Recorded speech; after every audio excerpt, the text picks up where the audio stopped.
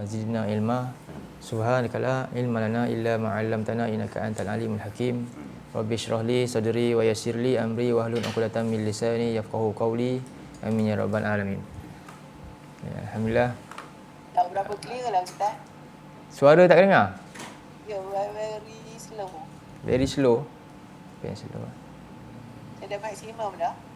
Ya. Tapi masih Oh, sebab saya memang pakai laptop punya voice je ni. ya. Ha. Tak ada mic. Tak ada mic. Jadi dia memang ambil apa? Macam mana? Tak ada mic lah nanti. Cakap kuat sikit kot, dengar Dah saya okey. Yang lain okey, ada yang okey. Saya okey. Alhamdulillah. Kau ada laptop Saya tu. okey tak clear. Clear? Alhamdulillah. Cikgu Samia pakai iPhone? Ya, iPhone. Oh. Tak boleh adjust lagi Itu dah maksimum. Oh, alamak. Dah kena letak dekat telinga. Kena pakai ni kot ni, apa? Earphone. Cucuk pakai earphone. Itu lagi ni. Sebab kalau pakai iPhone, volume kat situ memang dia slow. Tapi kelas malam okey pula. Siang mungkin bising sikit kot. Okey. Okey. Cuba pakai earphone Ma, cikgu. Okey.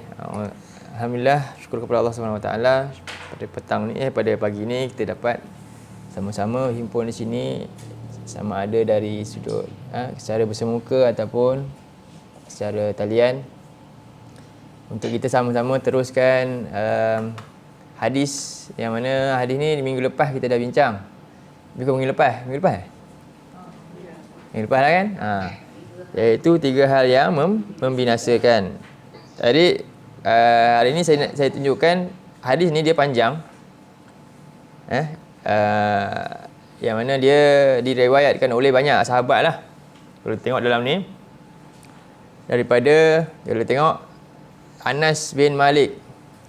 Hadis ni riwayat Anas bin Malik seorang wa Ibni Abbas. Ibnu Abbas pun riwayatkan hadis yang lebih kurang sama. Wa Abi Hurairah. Abu Hurairah pun ada riwayatkan hadis ini. Wa Abdullah bin Ubay. Jadi sama juga Abdullah bin Ubay, Aufa Abdullah. Dan juga Abdullah bin Umar. Jadi banyaklah sahabat-sahabat yang memang mereka ni ahli hadis lah. Yang mereka ni sahabat-sahabat yang memang dia punya kepakaran dalam hadis. Semua ni banyak riwayatkan hadis. Jadi banyak hadis ni diriwayatkan oleh semua, boleh dikatakan berapa orang? 5 orang sahabat yang memang terkenal dalam meriwayatkan hadis-hadis Nabi lah. Jadi versi kadang-kadang ada yang orang bincang, dia baca yang ni saja. Tapi hadis ni dia ada banyak lagi. Iaitu antaranya Nabi sebutkan macam ni mula-mula Nabi sebutkan salasun muhlikat. 3 hal yang membinasakan, wa salasun munjiat. Apa munjiat?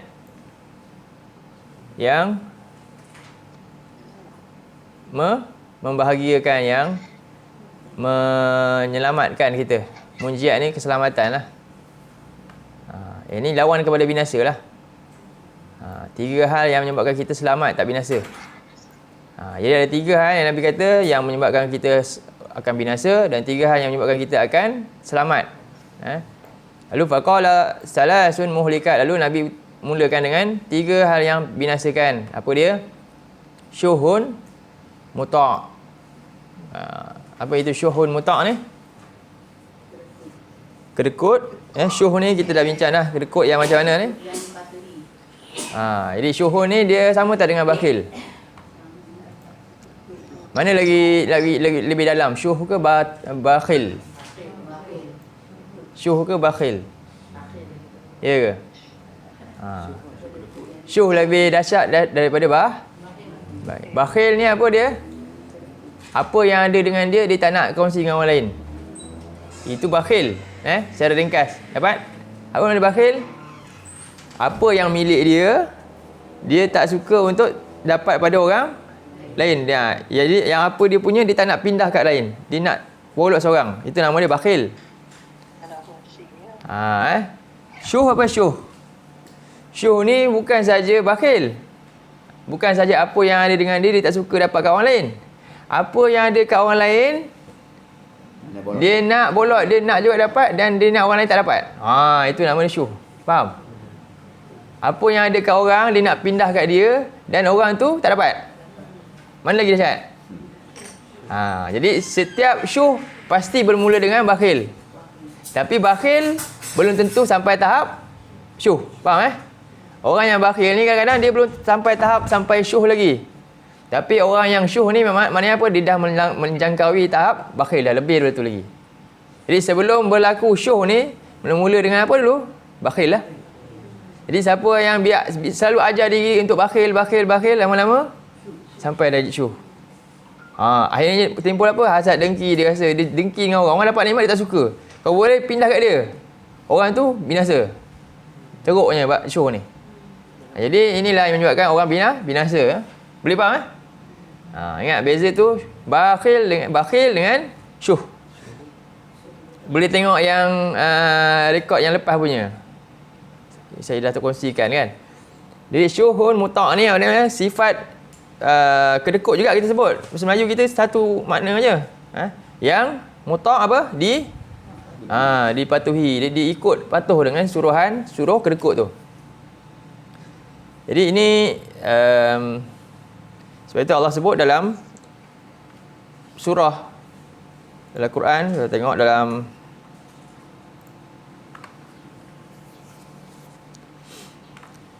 surah, contohnya surah Al-Fath, siapa nak berjaya kan, ayat last sekali, ayat yang ke-38. Jadi apa kunci kejayaan ni? Surah ni tentang kejayaan. Iaitu surah ni cerita tentang apa ni? Pengorbanan manusia. 28. Bukan.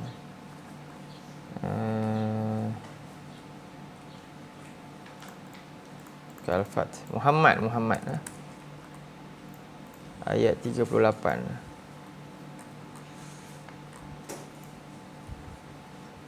Sebelum kepada cerita tentang Al-Fath tadi ayat yang ke-38. Boleh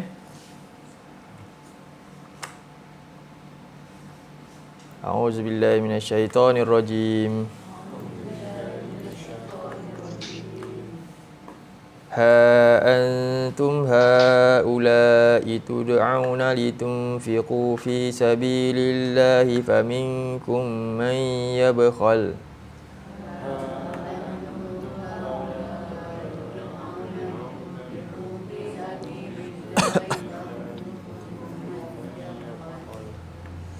wa man yabkhal fa innama yabkhalu an nafsihi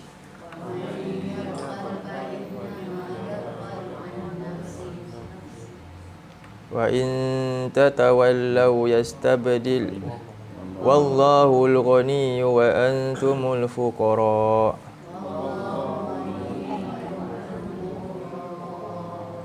wa in tatawallaw yastabdil qauman ghayrakum thumma la yakunu amsalakum.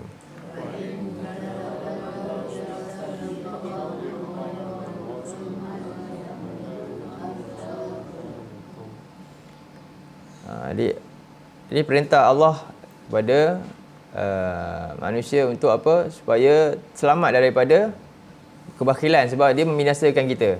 Bakhil ni membinasakan. Sebab Allah kata, kamu ini, mereka ini kamu diajak, semua kamu ni diajak untuk menyumbangkan pada jalan Allah, iaitu segala nikmat. Sebahagian, bukan segala, sebahagian nikmat yang Allah beri pada kita ni, kesihatan dan sebagainya lah, harta, anak, untuk kita gunakan dia mencari redha Allah. Tapi ada manusia yang faminkum may yabkhal, yang dia tidak mahu, enggan untuk menggunakannya. Bahkan dia nak gunakan untuk kepentingan dia semata-mata lah. Jadi wa may yabkhal fa innama yabkhalu an nafsi. Sedangkan siapa yang kedekut itu, maka sesungguhnya sifat tersebut akan menyebabkan kerugian untuk diri dia sendiri. Ini sebetulnya Nabi kata perkara pertama sekali adalah syuh tadi.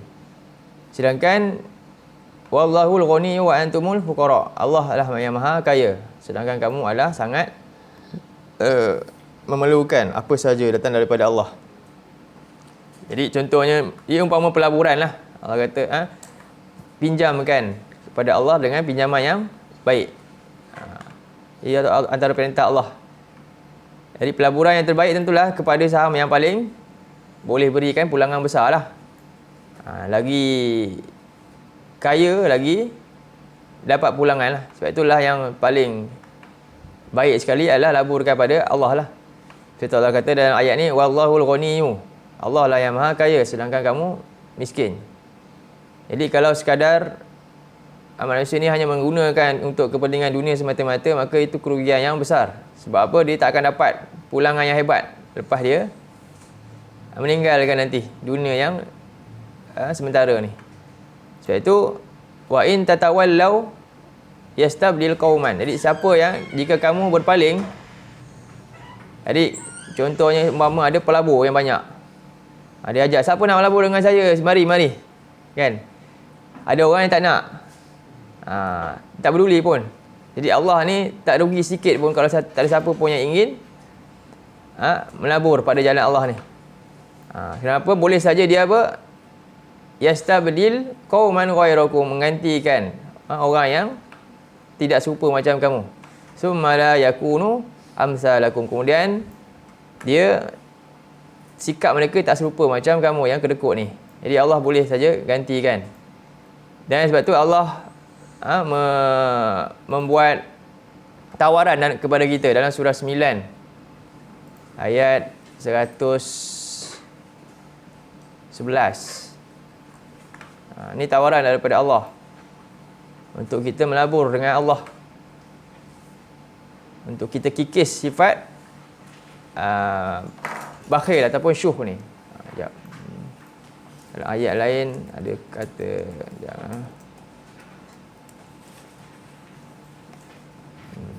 okey.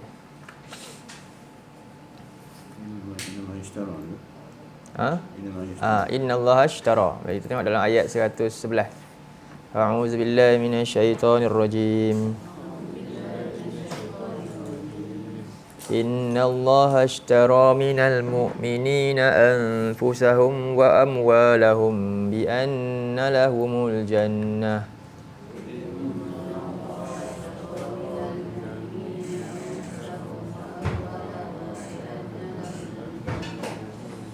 Yuqatiluna fi sabilillahi fayaqtuluna wa yuqtalun.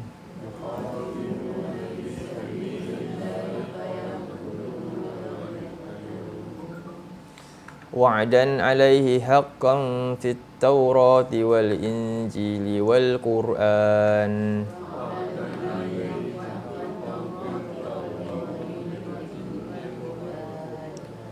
Wa man awfa bi ahdihi min Allah. Fastabshiru bi bai'ikum alladhi bay'atum bih.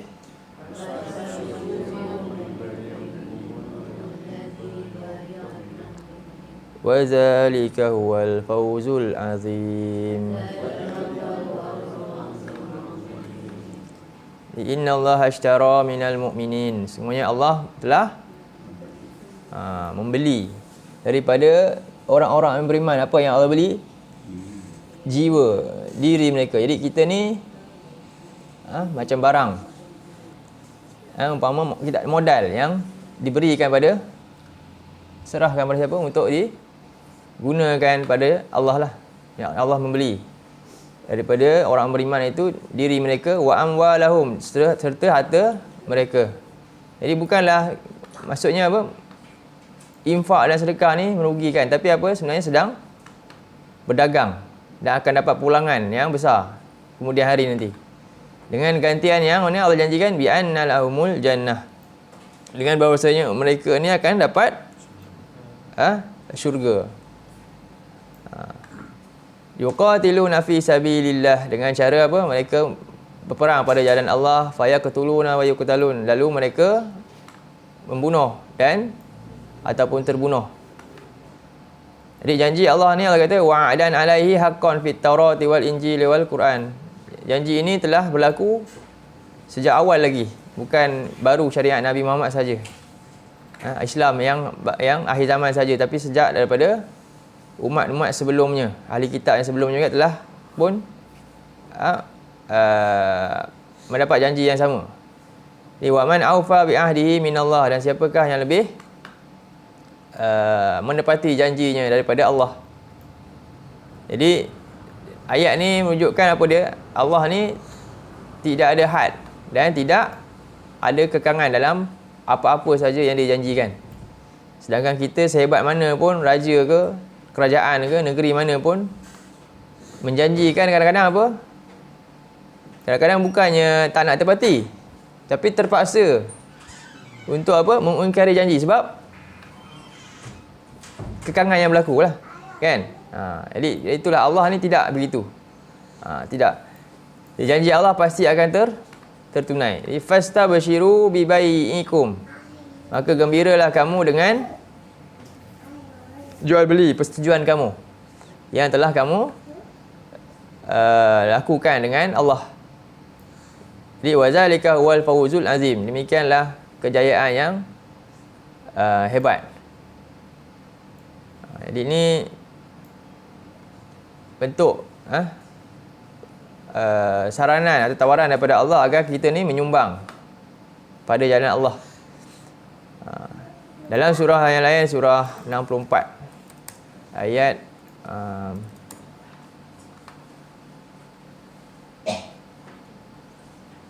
14. A'udzu billahi minasyaitonir rajim.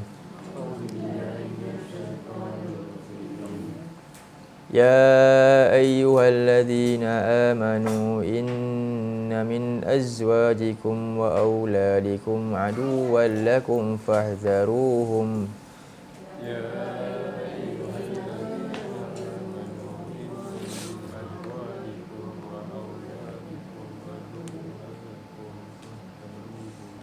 Wa in ta'fu wa tasfahu wa taghfiru fa innallaha ghafurur rahim.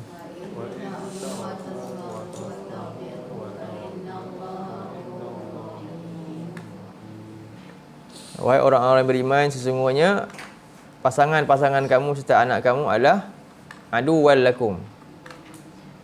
Jadi di sini bukan musuh yang mana kena bunuh, perangi, bukan? Beza dia kat mana kita tengok kenapa kita tahu musuhnya bukan untuk diperangi tapi untuk apa orang kata? Dididik, ditarbiah. Ini bukan maksud musuh ni kita kena musuhi secara hakiki bukan. Kalau yang itu syaitan. Syaitan je. Lepas tu syaitan ni dia akan letak lakum ni kat depan. Kalau ayat tentang syaitan kan, Allah sebut juga. Innasyaitana lakum adu. Beza. Kat sini dia Allah kata adu wan lakum. Maksudnya musuh macam bukan secara hakikatnya musuh yang macam penjahat yang kita kena tentang, bukan. Tapi musuh secara sikap. Yang mana musuh ni maksudnya sesuatu yang bertentangan. Jadi sikap dia kadang-kadang bertentangan dengan apa yang kita harapkan. Itu maksud dia.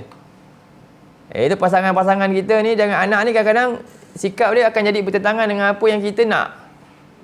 Jadi dia musuh sekadar musuh apa? Sikap. Sebab maksud musuh ni ialah benda yang bertentangan asal dia. Bukannya secara fizikal sekali, bukan. Itu maksud dia. Jadi bukanlah untuk dimusuhi, tapi untuk apa? Supaya ditarbiah lah. Sebab tu dia adalah musuh bagi kamu. Sebab tu Allah kata apa? Fahzaruhum. Maka berwaspadalah dengan sikap tersebut. Supaya apa? Maknanya jangan kita pula ikut, tapi kita yang kena cuba cantas supaya mereka akan dapat ikut kehendak yang benar lah. Baik. Kalau kita tengok dalam ayat lain tentang syaitan, cuba tengok surah 35 ayat 6. Ini beza. Di sini secara hakikatnya jadikan dia memang musuh. Tadi Allah tak kata tak suruh jadi musuh. Allah kata fahzaru saja, hati-hati dengan sikap tu, ubah je, cuba, usaha. Tapi dalam ayat ni Allah kata apa? Inna syaitana lakum aduun. Dia lakum kat depan, aduun kat belakang. Kan beza tu. Tadi aduan lakum kan. Yang ni lakum aduun, memang apa? Allah nak kunci dah. Memang musuh saja, dia tak ada yang lain. Tapi kalau keluarga ni, dia aduan ni sebab sikap dia kadang-kadang macam tu. Tapi dia akan jadi boleh jadi apa? Bukan musuh, ikhwah, saudara.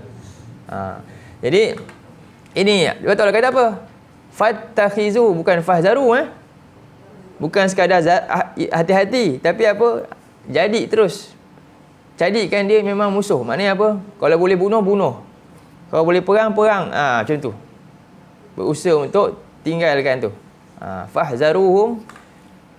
Kenapa? Innama yad'u hizbahu liyakunu min ashabis sa'ir. Kenapa? Sesungguhnya dia hanyalah mengajak golongannya untuk jadi penghuni neraka. Dia tak ada kerja lain. Jadi tak ada kita kata syaitan ni nanti mungkin ada yang baik. Tak ada. Dia memang musuh yang memang ajak kerja dia, ajak ke neraka. Walaupun ucapan dia, saya cuma penasihat, nak bagi kamu dapat kebaikan. Walaupun dia cakap macam tu. Walaupun dia datang dengan bentuk seorang apa? Wali pun kan? Seorang apa saja yang dipandang indah lah, yang nampak baik. Dia adalah memanglah mengajak kepada neraka. Jadi beza dengan ayat yang tadi, balik pada surah 64 ayat 14. Rifahzaruhu, maka berwaspadalah dengan hal ini. Sebab kadang-kadang dia menjadi musuh. Kenapa? Dia ni terpedaya dengan tipu daya syaitan lah. Jadi sebab tu cara dia apa tadi? Tadi Allah kata cara syaitan fattakhizuhu aduwa. Jadikan dia musuh, maknanya perangi dia sungguh-sungguh. Tapi dalam ayat ni cara dia Allah kata apa? Wa in ta'fu. Dan jika kamu sedia untuk memaafkan, ta'fu, melupakan salah dia, forgive and forget. Wa tasfahu, dan berlapang dada. Tasfah ni macam ni sufah kan? Buka muka baru dah. Jangan lupa, jangan ingat lagi benda yang conteng sebelumnya. Lupakan. Wa taghfiru, yang ni tak payah ungkit. Taghfiru ni maknanya dia menutupi. Tutup dia punya dosa dan aib orang tu dah. Tak payah nak ungkit lagi dah. Ini tak, kadang-kadang kita ungkit balik. Yang dulu punya tu kata dah habis dah, kosong-kosong. Tiba-tiba dia buat hal balik, ungkit balik yang dulu. Jadi 3 benda ni yang bukan senang nak buat. Jadi ni untuk siapa ni? Isteri-isteri dan anak-anak, suami-suami dan anak-anak ni. Jadi wa in ta'fu wa tasfahu wa taghfiru fa innallaha ghafurur rahim. Sesungguhnya Allah Maha Pengampun lagi Maha Penyayang. Jadi innama amwalukum, Allah sebutkan innama amwalukum wa auladukum fitnah. Jadi 2 bentuk fitnah, harta dan juga keluarga, anak-anak, keluarga lah. Jadi wallahu indahu ajrun azim, dan Allah itu di sisinya adalah ganjaran yang besar. Jadi sebab itulah maksudnya apa bila sebut fitnah ni, kita gunakan untuk terselamat daripadanya. Ujian, kena uji. Jadi dia sebagai modal untuk menjadikan iman kita tulen ataupun palsu. 2 ni adalah bentuk modal yang akan membuktikan ketulinan iman kita ataupun tidak. Harta dan anak-anak. Jadi ingatlah di sisi Allah lah ganjaran yang sangat besar. Sebab itu Allah kata seterusnya, fattaqullaha mastata'tu, maka bertakwalah kamu kepada Allah sedaya upaya kamu. Dengan menerusi apa? Hal ini, harta dan anak. Gunakanlah untuk kita dapat selamat daripada azab Allah. Wasma'u wa ati'u, dan dengar serta taatlah. Dan kemudian yang besar sekali apa? Wa anfiqu khairan li anfusikum, dan sumbangkanlah, infakkanlah apa saja yang terbaik untuk diri kamu. Kemudian Wa may yuqashuhan nafsihi, dan siapa yang selamat daripada sikap bakhil jiwa ni, fa ulaika humul, mereka lah orang yang beroleh kejayaan. Jadi inilah pokok pangkal kepada kesemua hal ni adalah apa dia? Pengorbanan. Kadang-kadang banyak mudah. Hari ni orang nak belajar Quran, nak belajar mudah. Apa dia suka? Yang mudah. Yang tak perlu banyak berkorban ni. Baca je lah. Tapi nak faham, betul ada tuntutan, berat nak buat. Itulah ketika itulah dia. Itu nama dia, dia nak selamatkan daripada syuh.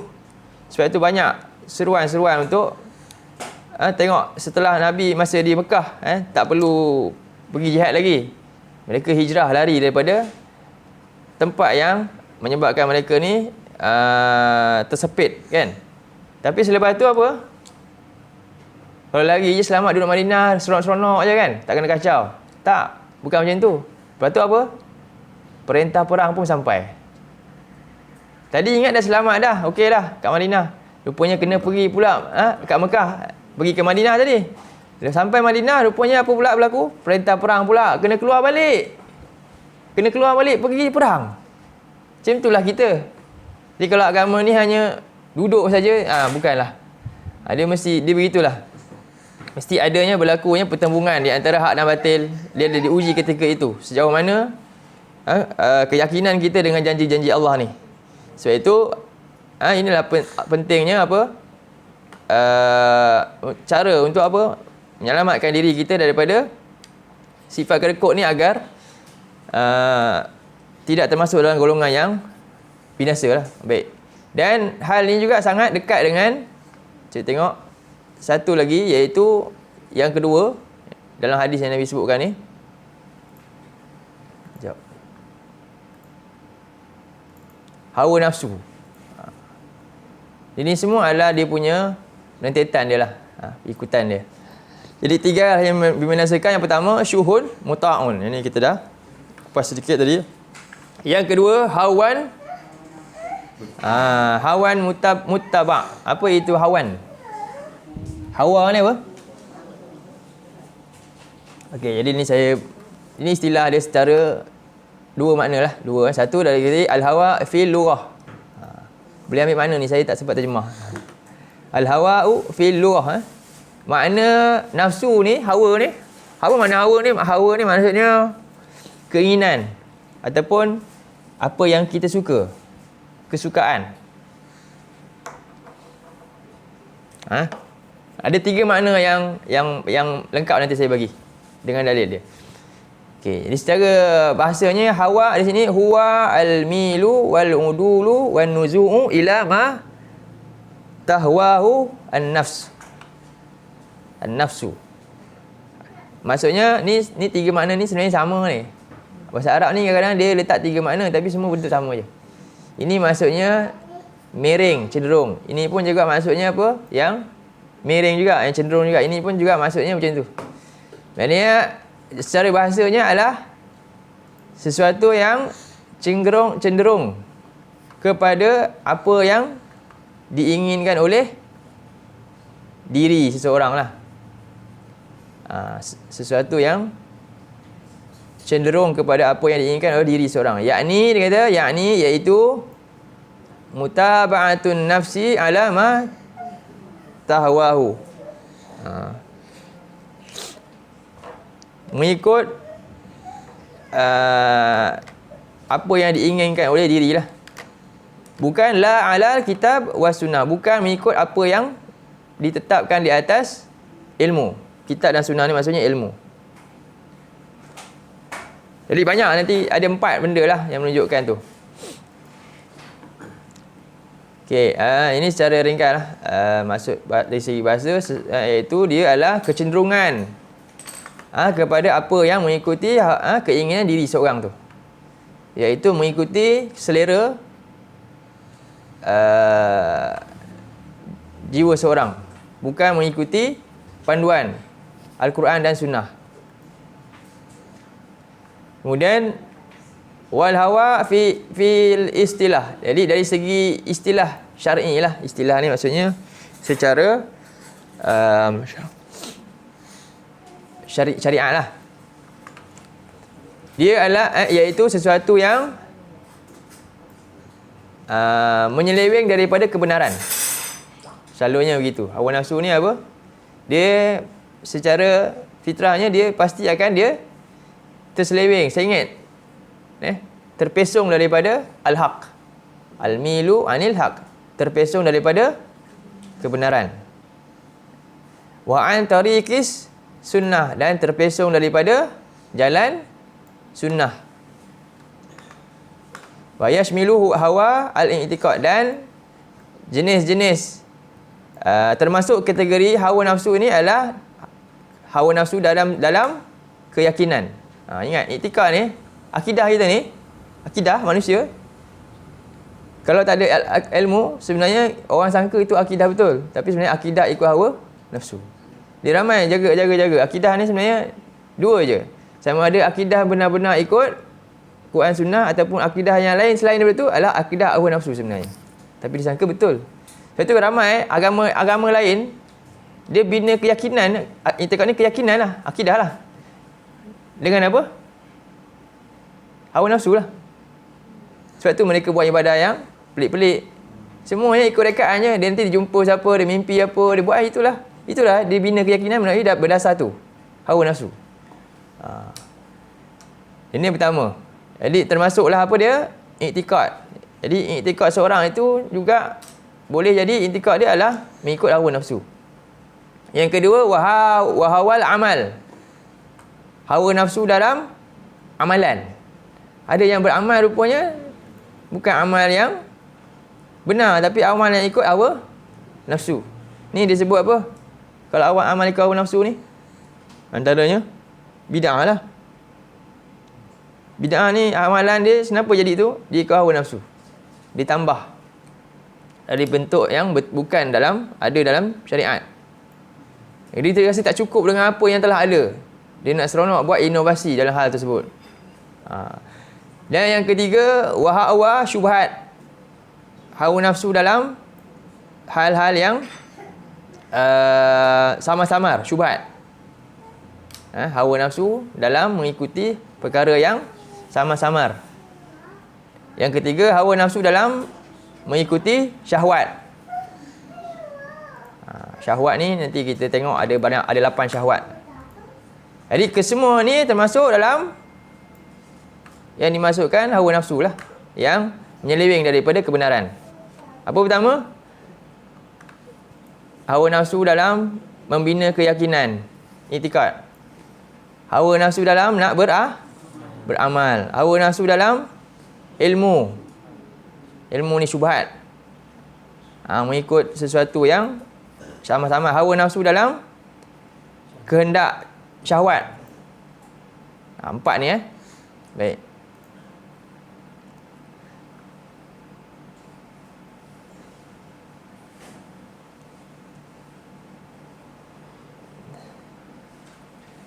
Okey. Makna hawa ni dari 3 ni. Ni yang saya simpulkan. Yang pertama, maksud dia hub. Rasa suka.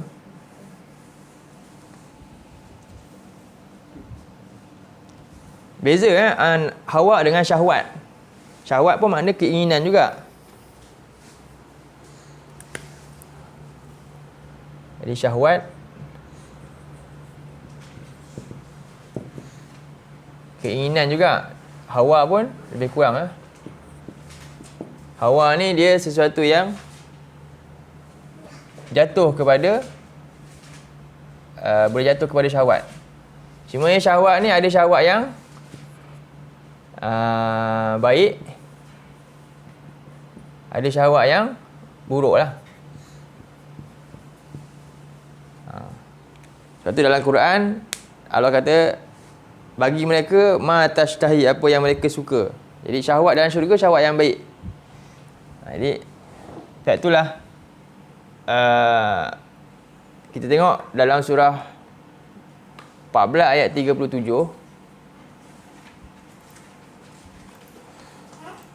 Rabbana ini askan 14 37. Makna dia suka. Ini dari segi makna dia. Cuba tengok dalam ayat ni.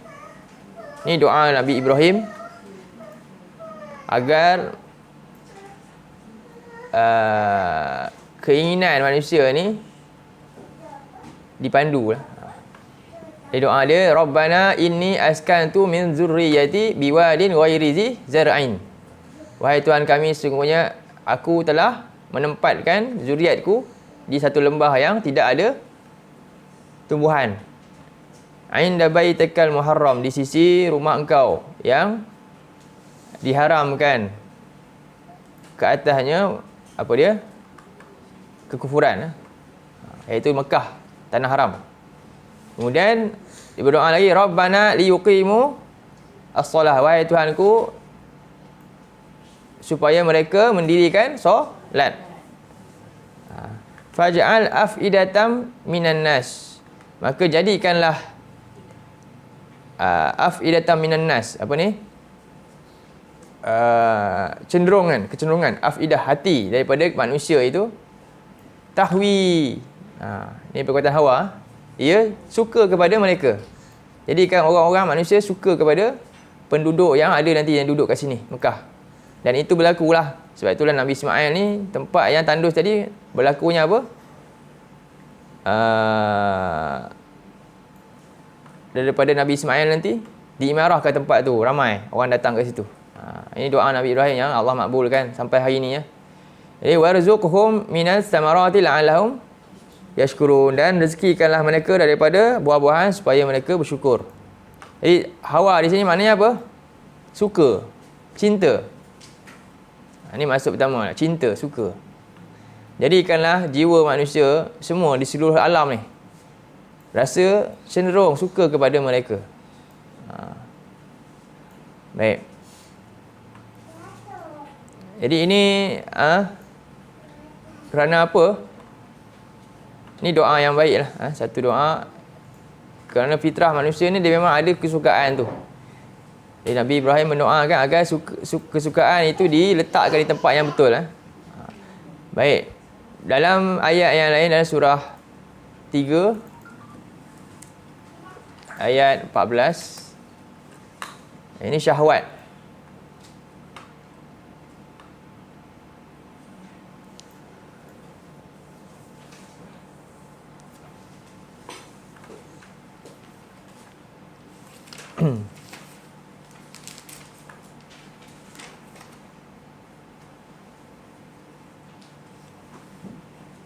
A'udzubillahi minasyaitonirrajim. Zuyyina lin-nasi hubbus syahawat. Jadi dihiaskan kepada manusia hubbus syahawat, rasa suka kepada syahwat. Jadi kat sini secara umum lah, syahwat ni secara umum. Dia boleh jadi baik, boleh jadi buruk. Jadi suka ni maknanya apa ni, dosa ke tak ni dalam ayat ni? Tak, ni bukan dosa. Ni Allah cuma bagi tahu inilah yang fitrah kita Allah jadikan manusia. Sebab itulah makna ayat ni apa? Boleh tak manusia tolak semua ni? Tak boleh. Bahkan kalau ada yang cuba tolak, tak nak kahwin, ni semua, dia jadi apa? Dia dah bukan lagi dah normal lah, tak normal. Tak. Ini memang adalah fitrah manusia yang Allah cuma nak bagi tahu kat sini, inilah dia. Cuma apa dia? Jadikan ia semua baik. Jadi manusia suka apa? Minan nisa, suka wanita. Jadi cara dia apa? Dengan nikah. Wal banin, suka anak-anak, kan? Wal qanatiril muqantarah, dan harta bertimbun. Ni timbunan lah maksudnya. Qanatir ni timbunan harta yang banyak. Daripada jenis timbunan yang macam mana? Emas, perak. Dan juga timbunan daripada apa? Khail wal al-musawamah, iaitu kuda yang bertanda. Kuda yang ditandakan, iaitu kereta mewah, kenderaan dan sebagainya lah. Ini disebut. Wal an'ami wal hars, dan juga binatang ternak serta ladang sayur, ladang lah. Jadi ada berapa? 8 perkara yang Allah jadikan manusia ke atasnya. Jadi zalika mata'ul hayatid dunya. Demikian ini sekadar kesenangan dunia. Jika digunakan sekadar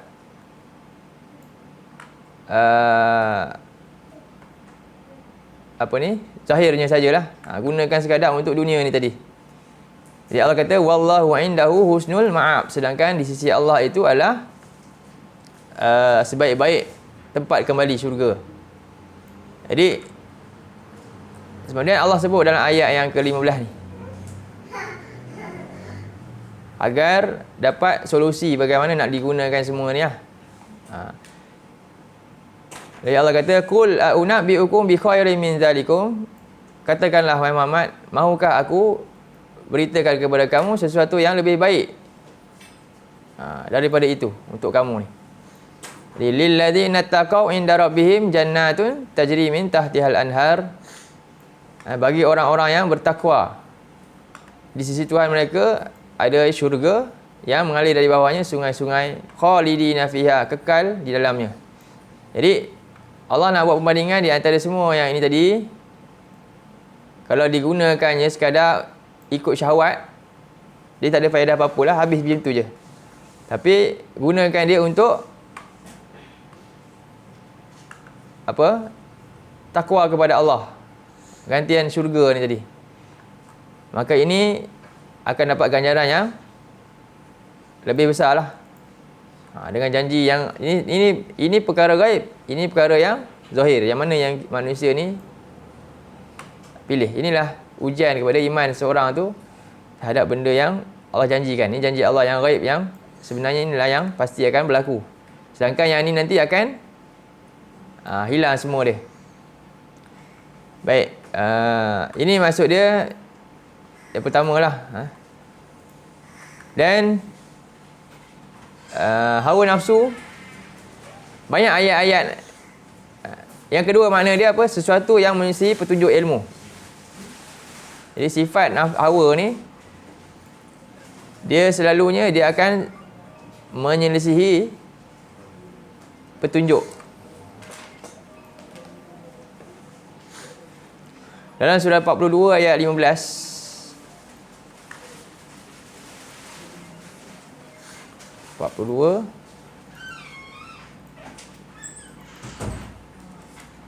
ayat 15.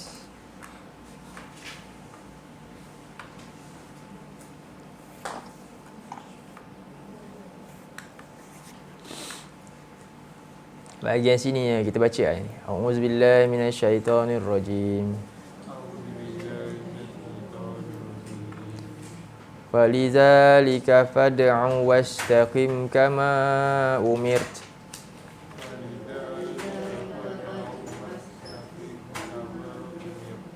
Wala tattabi' ahwa'ahum.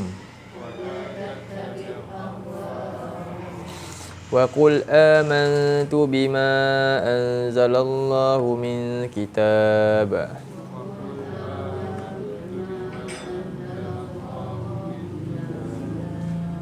Wa umirtu li'a'dila bainakum. Allahu Rabbuna wa Rabbukum. Lana a'maluna wa lakum a'malukum.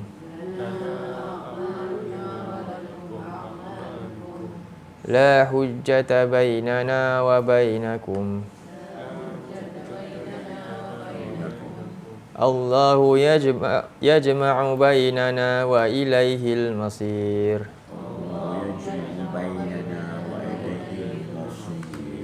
Falidzalika fad'u, maka dengan demikian itu, maka hendaklah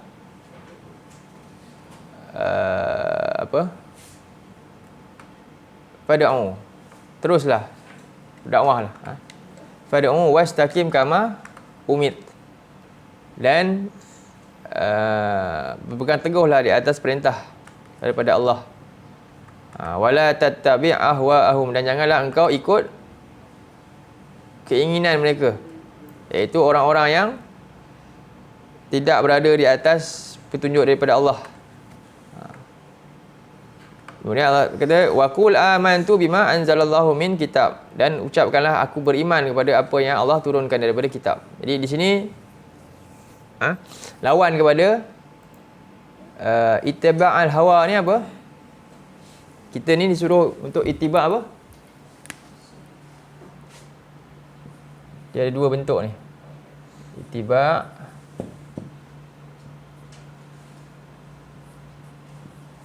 kita disuruh ittiba'il huda. Ini yang betul. Jadi ada orang di ittiba' al-huda, ada orang di ittiba' al-hawa.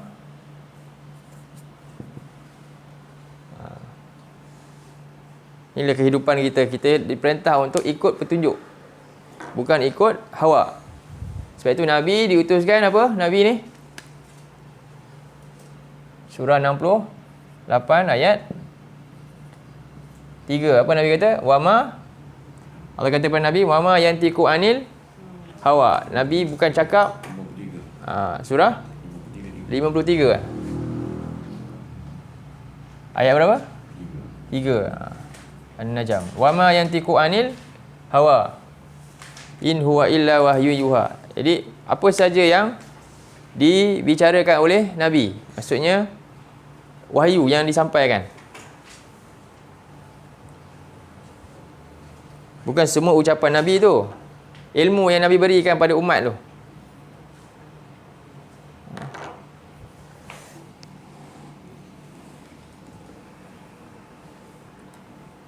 Iaitu yang ada dalam Quran dan ada dalam hadis Nabi. Itu yang dimasukkan wama yantiqu anil hawa.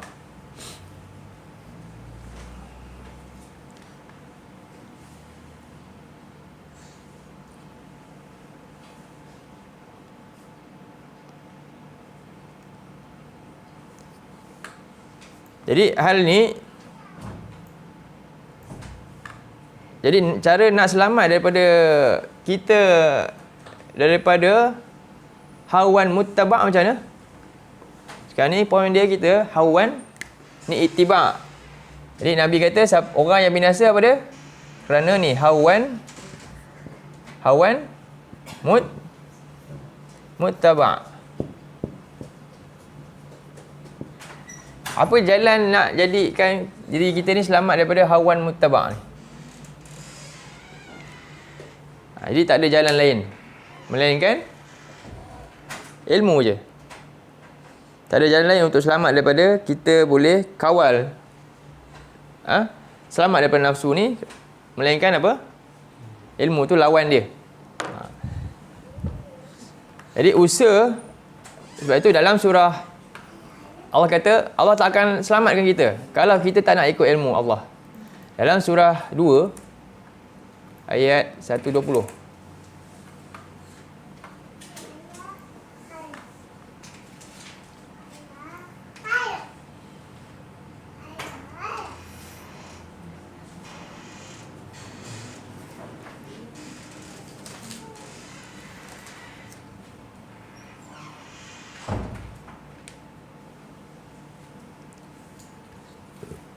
A'udzu billahi minasyaitonir rajim.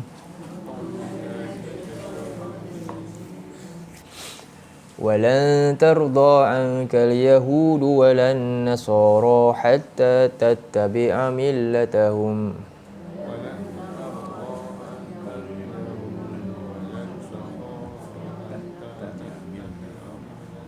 Qul inna hudallahi huwal huda.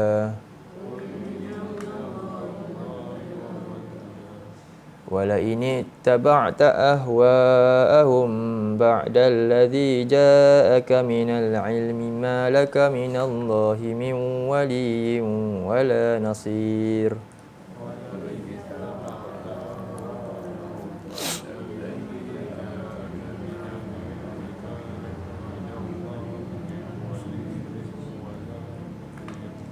Dan tidak sekali-kali ia merasa puas hati, tarda ni, terhadap engkau Nabi SAW. Bukan saja Nabi, termasuk orang yang ikut Nabi semua. Siapa yang tak puas hati? Yahudi dan Nasara. Jadi di sini Yahudi dan Nasara ni dia kita boleh ambil secara hakiki lah. Memang orang Yahudi, orang Nasrani. Dan juga majas dia. Siapa yang sama perangai macam Yahudi dan siapa yang perangai sama macam Nasrani pun serupa. Bukan hanyalah golongan ni saja, tapi siapa yang ikut cara dia. Apa Yahudi ni perangai dia macam mana? Dia ada ilmu tapi dia khianati ilmu. Tak beramal, dia khianati ilmu. Kerana apa? Dia menangkan nafsu dia daripada ilmu yang dia ada. Satu. Nasrani jadi? Dia jahil tapi dia nak beramal. Tapi dia amal ikut hawa nafsu. Sebab tu tadi Hawa ni dia ada apa tadi? Hawa tadi? Nafsu kita ni, hawa ni, keinginan ni yang tak betul lah, yang sesat ni ada dalam i'tiqad, keyakinan. Jadi pastikan ramai orang berkeyakinan tapi keyakinan dia hanyalah ikut apa? Hawa nafsu. Bukan betul. Lepas tu kita kena belajar Islam, kita. Ada orang Islam dia atas apa?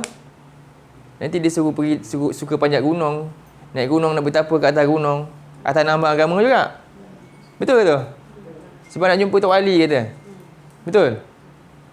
Jadi dia ambil satu benda yang, jadi dia akan ada-adakan benda yang tak ada kaitan. Contohnya, tak ada nas pun kata huda kan. Kita nak buat benda dalam agama ni, nak yakin sesuatu, bukan dibina atas akal sendiri, idea sendiri, kata-kata siapa-siapa, tak. Nak bina keyakinan yang betul, mesti wahyu Nabi. Contohnya, tempat tu berkat. Siapa yang boleh kata tempat tu berkat? Siapa boleh kata? Saya tiba-tiba saya pergi kat Ulu Kenas tu, ada tempat kat sini, sebahagian daripada tu ada berkat kat situ rupanya. Lepas tu saya cerita, rupanya dia ni pernah pijak sini. Ada seorang ni pernah datang di sini, pernah ada berlakunya. Boleh tak saya kata itu berkat? Boleh tak? Pandai-pandai saya, boleh tak? Ataupun saya kata dakwaan yang tak boleh. Berkat mesti datang daripada siapa? Allah. Sebab tu dalam surah apa yang kita baca tu? 2 surah je. Malam-malam sampai tidur mesti kita baca. Pandai baca tapi tak faham apa makna surah tu. Apa dia? Tabarakallazi biyadihil mulk. Hak untuk bagi berkat hanyalah Allah. Dia pemilik kerajaan. Nak tahu benda tu berkat, tengok Allah pernah bagi tahu tak? Itu je jalan dia. Lain-lain tu kita boleh tinggal terus. Mungkin. Dah tak ada dalam nas, tak ada mungkin. Sebab ni akidah ni, keyakinan. Sebab tu ni beza, nampak? Dia itibar apa sebenarnya? Dia nak bina keyakinan. Keyakinan dia nak ikut atas dasar dalil, hujah ataupun sebenarnya hawa nafsu dia. Saya nak sebab saya suka. Boleh ke macam tu? Tak boleh. Ni mesti ikut petunjuk daripada Allah. Tak kira lah kat mana pun. Contohnya, ada tak dalam Nas kata berkat kat mana yang Nabi kata? Contohnya, kita nak usaha untuk dapat berkat ni, nak cari 3 masjid je. Apa? Masjidil Haram lagi, Aqsa lagi, Madinah kan? Bahkan solat dia berapa? Kalau kat Mekah 100,000. Kalau dekat Madinah 1,000. Kalau Masjidil Aqsa 500. Kan? Itu ada tak Nabi cakap? Ada. Itu betul lah. Berkat ni maknanya apa? Apa makna berkat? Berkat ziyadah. Sesuatu yang ziyadatul khair. Sesuatu yang kebaikan yang bertambah-tambah, iaitu apa? Pahala dan sebagainya lah, berkaitan dengan benda tu. Jadi kita nak bina keyakinan yang benda macam ni gaib, tak tahu. Apa lagi berkat? Lepas solat ada tak satu cara untuk dapat berkat? Zikir apa? Subhanallah tu 33 kali, Alhamdulillah 33 kali. Dapat apa? Dihapuskan dosa sebanyak buih di lautan. Itu macam tu. Okey, yang itu siapa cakap? Nabi cakap. Tiba-tiba saya kata, kamu kena datang ke tempat ni, ada berkat, kamu kena buat apa? Kamu kena buat itu, buat adab ini, yang direka-reka dengan kata apa? Ini akan dapat satu faedah. Boleh tak? Boleh tak? Pandai-pandai buat macam tu.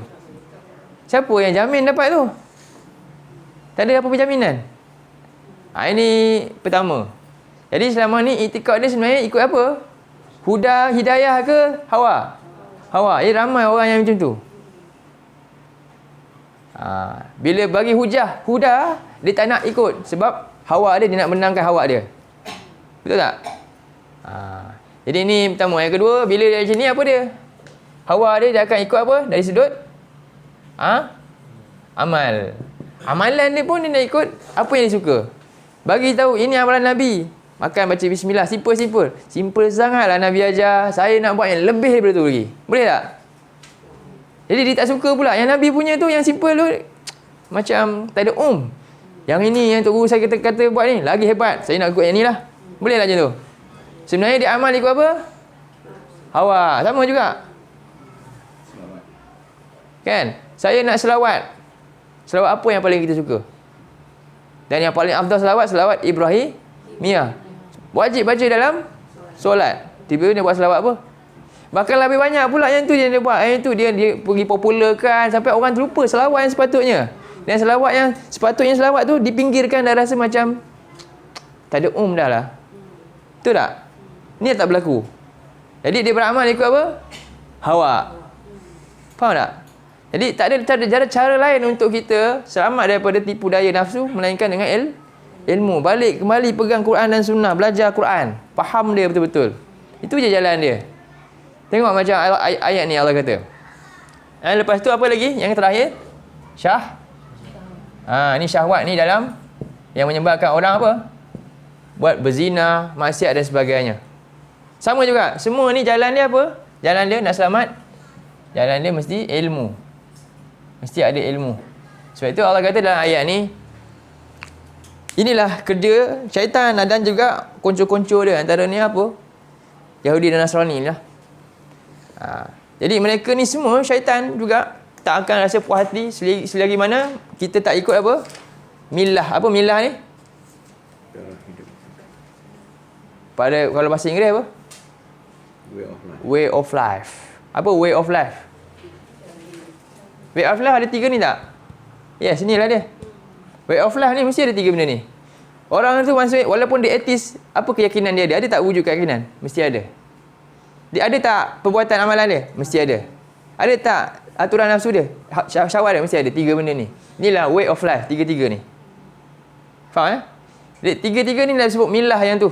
Jadi mereka akan rosakkan 3-3 ni.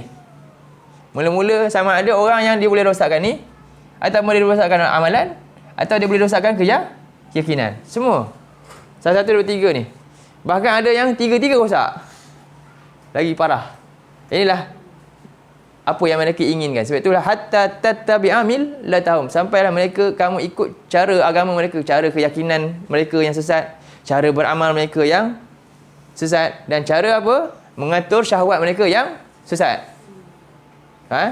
Jadi katakanlah inna hudallahi, sesungguhnya petunjuk Allah itulah sebenarnya al-huda. Jadi kita nak ikut apa? Al-huda. Dan Allah kata apa? Wala ini taba'ta'ah wa'ahum. Pasti ini adalah bentuk apa nak kata? Tengok ada inna, ada la. Jadi pasti ni maknanya macam terjerumus. Satu jatuh. Dan benar-benar pasti jika engkau ikut keinginan-keinginan mereka dari sudut apa? Bentuk cara keyakinan, bina keyakinan tanpa petunjuk. Cara nak beramal tanpa, ni apa dia? Beramal lah. Tanpa petunjuk, ikut hawa nafsu. Cara mengatur syahwat, iaitu benda halal, benda haram tu lah. Tanpa aturan syariat. Apa Allah kata? Ba'dal ladzi ja'aka minal ilm. Setelah datang kepada engkau ilmu daripada apa? Petunjuk Allah ni. Ma laka minallahi min waliyyin wala nasir. Tidaklah Allah akan tolong kita untuk selamat daripada ni, benda ni. Dan Allah tak akan jadi penolong. Sebab tu kita tengok hari ni, selagi mana tak martabatkan Quran ni, akan berlaku semua benda. Benda khurafat semua jadi macam biasa je dalam masyarakat. Tak bahkan ada pembela pula lagi. Bahkan ada pembela yang sungguh-sungguh pula. Ini sebab apa? Tak martabatkan ni. Masih lagi ikut jejak langkah syaitan tadi. Orang-orang golongan ni, Yahudi dan Nasrani ni. Jadi ni satu ayat yang penting untuk kita selalu ambil perhatian. Ayat ni orang kata antara ayat yang selalu kita juga kena poin besar lah dalam apa yang berlaku hari ni. Sebab tu Allah terus bagi solusi ayat ni. Lepas ayat ni Allah bagi solusi. Apa solusi dia?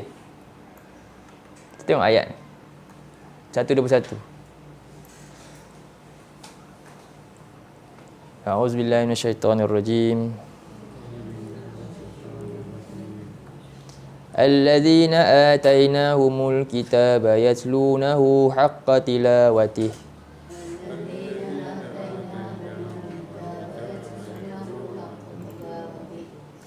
Ulaika yu'minuna bih. Wa man yakfur bihi fa ulaika humul khasirun.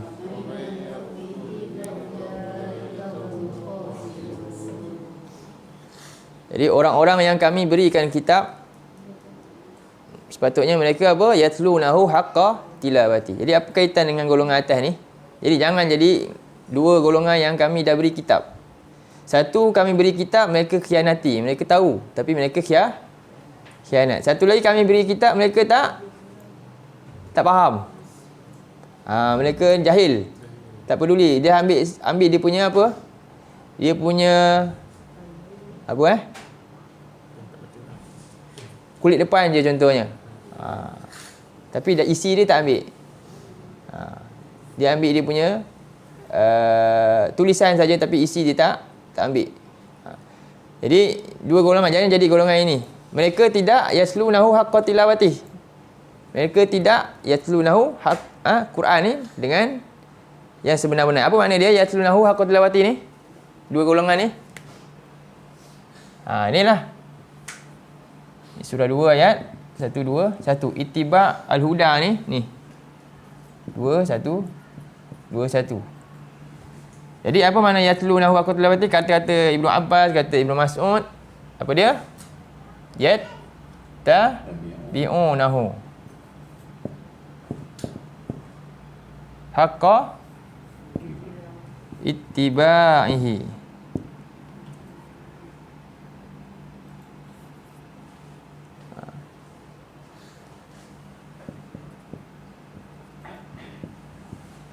Ini maksud dia tabi'unahu. Apa maksud?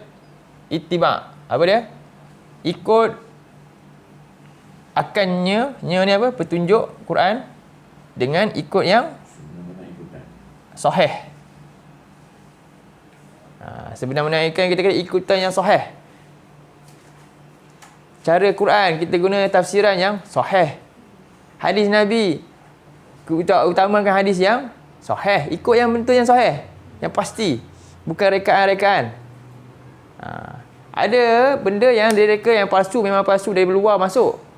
Ada juga yang dari dalam ni, yang dari dalam, contohnya Quran, dipalsukan kefahaman. Faham tak? Kefahaman Quran tapi dipalsukan. Tak sahih. Betul nak belajar Quran, biar kefahaman yang sahih. Kita ikut hadis, kita tengok hadis, kita tadabbur Quran dengan Quran. Huraian tu bukan huraian yang main ikut je, literal je, kita main ni je. Jadi ini makna dia. Jadi golongan yang mereka ni, apa dia punya kesimpulan dia? Golongan ni dia ajak manusia untuk ikut milah, maksudnya apa? Iaitu tak ikut petunjuk Quran yang benar.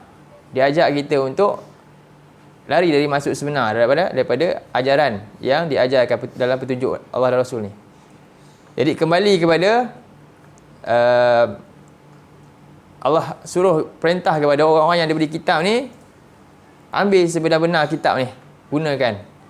Inilah kata ulaika yu'minu nabi. Sebab itulah kadang-kadang ramai orang dia dengar Quran, tapi bila dia tak buat macam ni, Apa sebenarnya Quran tu pada dia? Dia belajar Quran dalam keadaan apa? Ikut hawa nafsu juga. Faham tak? Dia tilawah Quran, tapi tilawah Quran tu bukan atas huda, tapi atas hawa. Kita kena bimbang tu. Bahkan ada orang yang solat, tapi dia solat atas hawa, bukan atas huda. Dia solat tapi solat ikut nafsu, nak puaskan nafsu, bukan solat atas kerana petunjuk Allah. Dalam surah 19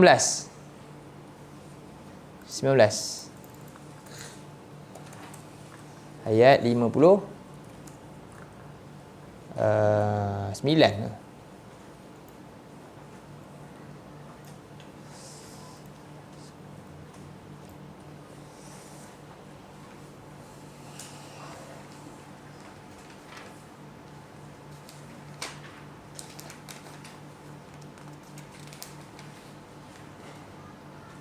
A'udzubillahi minasyaitonirrajim. فخلف من بعدهم خلف أضاعوا الصلاة واتبعوا الشهوات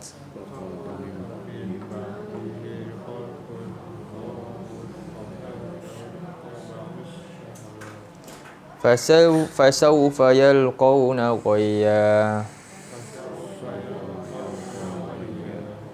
Jadi maka telah menggantikan sesudah mereka, iaitu golongan mereka ni siapa? Golongan daripada zuriat Nabi juga.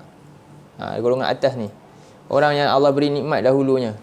Mereka ni bukanlah orang yang tidak ada petunjuk di sisi mereka, ada. Tapi apa berlaku?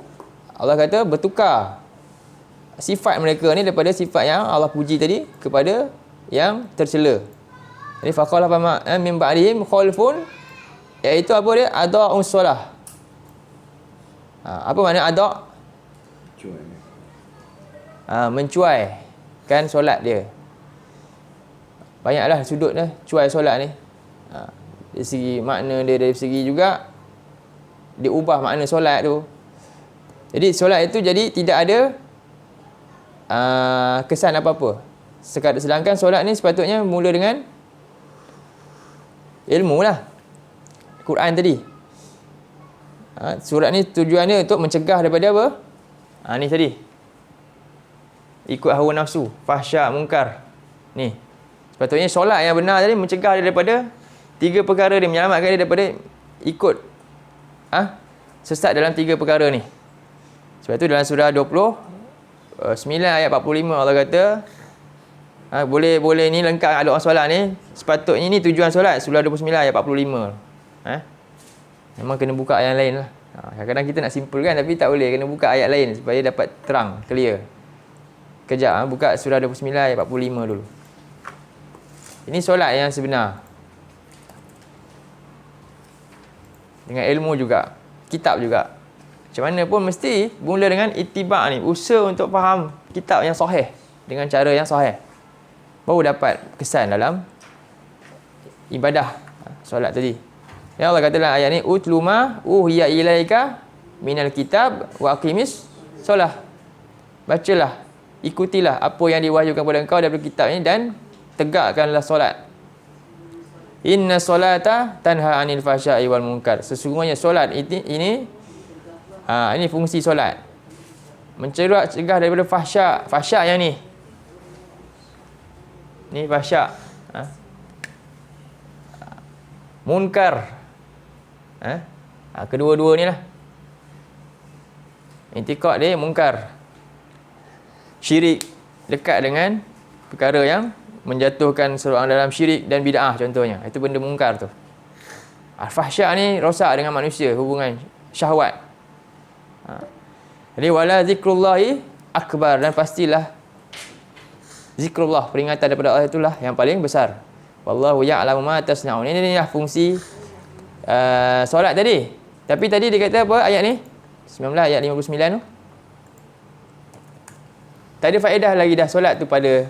Tapi dia ada lagi solat tu wujud. Ni bukan kata tarku solat. Maknanya solat telah dimansuhkan, dia hilang, tak ada orang solat lagi, bukan. Masih wujud solat tu. Tapi apa? Adha', dia menjadi sia-sia. Sia-sia solat tu. Dan solat dalam rangka apa? Wattaba'u syahwat. Dia solat juga, tapi apa? Dalam kerangka ikut hawa nafsu juga. Fasaufa yalqauna ghayya. Maka kelak mereka akan dilempar dalam neraka ghayy. Ghayy, lembah dalam neraka. Jadi ni apabila manusia ni apa? Mengikut hawa nafsu, Allah tak akan tolong. Balik pada surah 2 tadi tu. Ini Allah dah sebut dah. Wala ini taba'ta ahwa'ahum ba'da allazi ja'aka min ma laka minallah. Allah tak akan berlindung lagi dan wala nasir, dan juga menjadi penolong kepada golongan ni yang cenderung dengan hawa nafsu dia. Jadi sebab itulah cara kita hari ni adalah kena buat apa dengan kitab ni? Yatlunahu haqqa tilawati. Berusaha untuk baca, fahami dia dengan sebenar-benar kefahaman. Dan untuk mengamalkan, menyebarkannya. Bersabar dalam menjalankan tuntutannya. Jadi inilah orang yang ulaika yu'minu nabi. Dalam surah Al-Insan contohnya, Al-Insan ayat 25.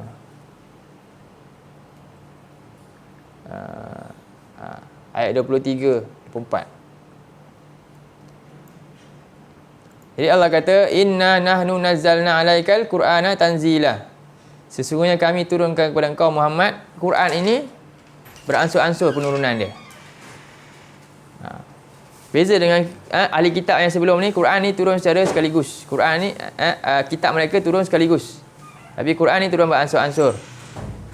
Setelah Allah sebut tentang Quran ni turun, apa Allah kata? Sesungguhnya kami turunkan kepada engkau Quran ni beransur-ansur. Maka apa? Bacalah. Ke Allah kata apa? Fasbir li hukmi rabbik. Maksudnya? Kenapa Allah mula dengan fasbir li hukmi rabbik tiba? Maka bersabarlah engkau dengan melaksanakan hukum dia. Hukum dari Allah. Kenapa? Sebab bila nak buat agenda Quran, dia akan ada penolakan akan berlaku. Sebab itu perlu sabar. Nak belajar dia perlu sabar. Tapi selama ni kita dengan Quran ada tak rasa perasaan sabar ni dalam ayat ni? Jadi kalau dia belajar baca je, dia tak ada berlaku benda ni. Ayat ni tak kena lah pada dia. Sebab tu Allah kata selepas ayat Quran ni, Allah kata fasbir li hukmi rabbik. Inilah tuntutan Quran, tujuan dia. Sampainya adanya apa? Datangnya dimartabatkan segala isi dia, hukum dia.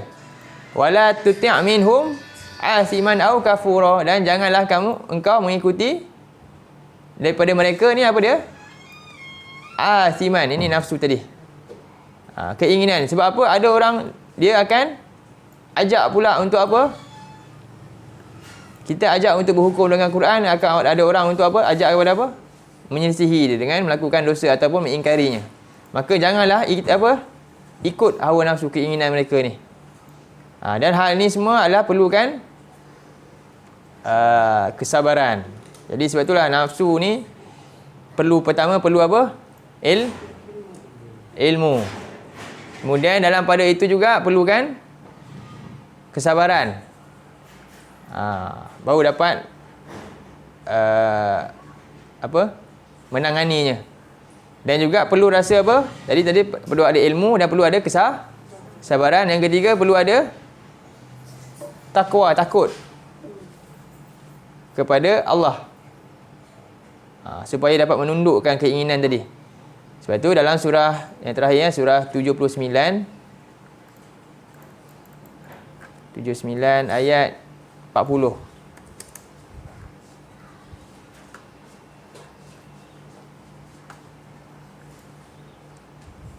Jadi pertama apa dia?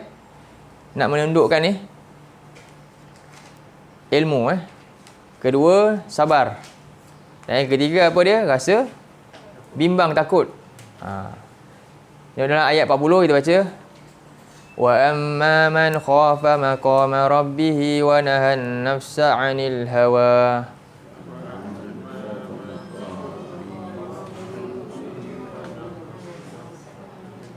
fa innal jannata hiyal ma'wa. Di wa amma man khafa, maka ada pun orang yang khafa, merasa takut, maqam rabbih, terhadap kedudukan Tuhannya. Wa nahan nafsa 'anil hawa, lalu menahan diri daripada keinginan dia tadi. Dia suka, nampak macam best untuk contoh dalam ni, tapi tak, apa dia tengok ini dalil dah ni, selama ni dia buat, selama hidup dia buat dah, sebab benda tu dah jadi sebati dengan hidup dia. Tapi kerana apa? Dia meninggikan apa dia? Petunjuk Allah, dia boleh buang dengan mudah. Contoh yang mudah ni, syahwat. Apa syahwat orang lelaki kadang-kadang?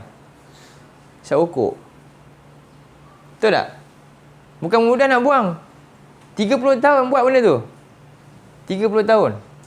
Macam mana dia? Ini antara dia. Dia sanggup sabar. Kerana dia dah ilmu dah tahu dah, tapi nak lawan tu, kalau dia benar-benar takut kepada Allah, dia sanggup tak buat? Buat. Dia akan buang. Itu pentingnya khauf tadi. Untuk apa ni? Contoh sama juga, kita dah banyak buat amalan yang tak sunnah selama ni kan. Ramai pula tu buat contoh. Tiba-tiba kita nak buat yang sunnah pula ni. Ini lagi ujian besar. Kan? Macam-macam kena nantilah. Sebab kita dah buat yang orang biasa buat contohnya. Kita menyalahi kebiasaan. Ini bukan mudah. Ini itu semua adalah tergantung kepada apa? Tahap kebimbangan dia ni kepada Allah. Dia maqam, dia meninggikan apa? Kedudukan Allah tu melebihi segala-galanya. Ni. Sebab itulah ayat mu'anahan nafsa anil. Apa maksud dia? Dia tahan nafsu ni. Jadi kita dah nampak dah apa dia? Dia tahan daripada ini contohnya. Nak berkeyakinan ni dengan ilmu yang betul.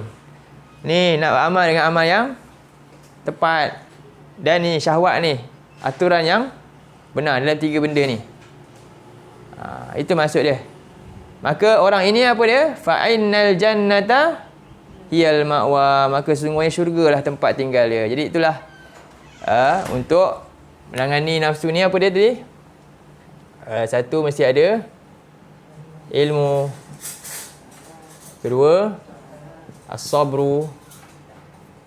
Ketiga, at-taqwa. Taqwa. Taqwa ni dalam ni ada khauf dan dia ada roja. Rasa takut dan ada rasa harap.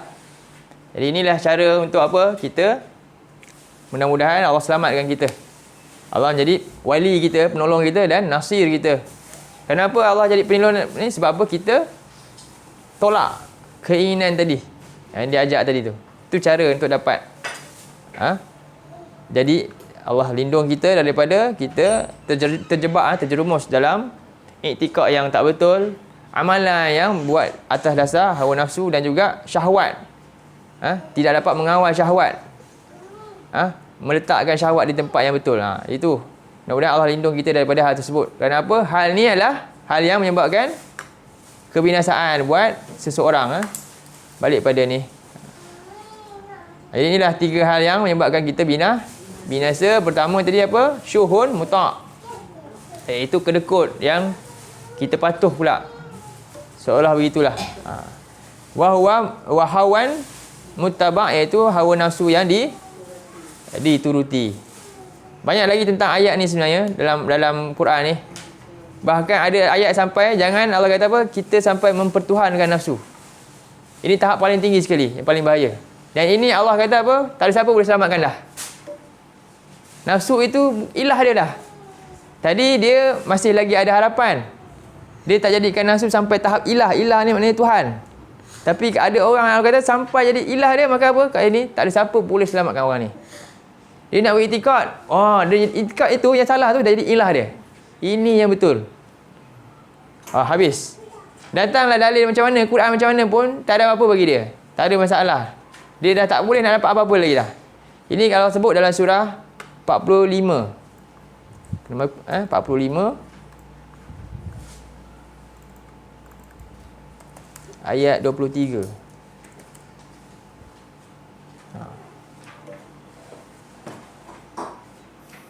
Nampak dekat ni.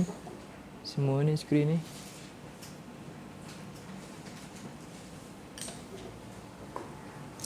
Kita tengok ayat ni. A'udzubillahi minasyaitonirrajim. Afara'aita man ittakhadha ilahahu hawahu wa adallahu Allahu ala ilmin wa khatama ala sam'ihi wa qalbihi wa ja'ala ala basarihi ghishawah.